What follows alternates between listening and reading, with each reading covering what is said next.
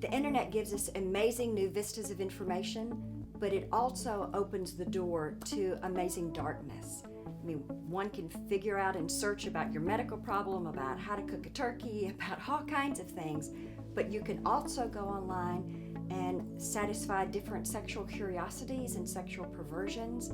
So it's an amazingly compelling now venue.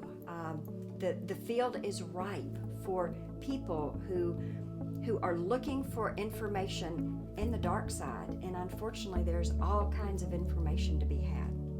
The effect that pornography has on the brain is amazing. It's compelling, it's powerful, it is highly, highly addictive.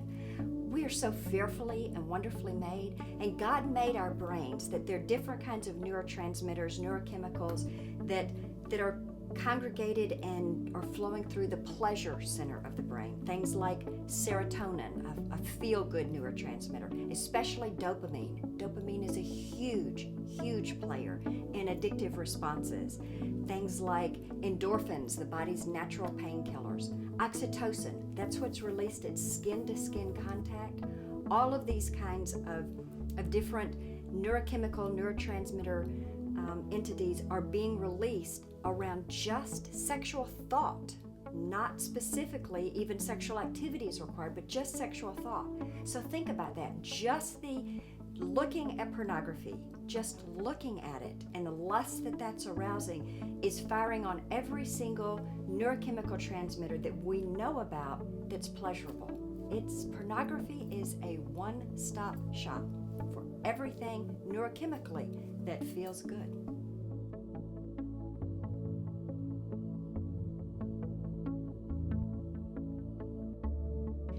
When it comes to internet, women do struggle with visual pornography, especially young women who are growing up in this really visually oriented society. What we're coming to understand neurochemically is that our culture is literally rewiring women's brains to be more visually oriented. Stereotypically, we thought that was only guys, and that's no longer true. Women do struggle with that plain old visual-based pornography. What we do know statistically is that 1 in 3 visitors to an adult-oriented website is a female, at least 1 in 3. I really believe we'll come to understand that fully half of those who struggle with pornography are female. Almost no one's talking about it, no one's writing about it.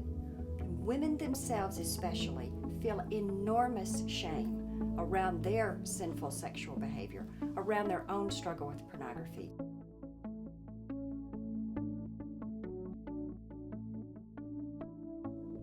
Women also, though, and disproportionate number, struggle with things like chat rooms. The problem with pornography and those kinds of things for women is often more pseudo-relationally based. So they're making those kinds of connections with individuals online, which introduces another whole level of problems. Women are much more likely to meet in person the people they've connected with online. So just think about that, the enormous risk that a woman is taking when she goes and meets a stranger that she's first connected with around pornography, around some kind of sexual chat room. The risks to her are enormous, and it's an exploding problem. I hear time and time and time again from a woman who calls Bethesda Workshops, who has found out about my book, No Stones, or is calling me for help, and she says, "Marnie, I thought I was the only one." That shame, that cry of her heart, I'm all by myself in this struggle. And women, you need to know you are not the only one. Millions and millions and millions of women struggle with their activity of looking at pornography. There is help and hope for you as well.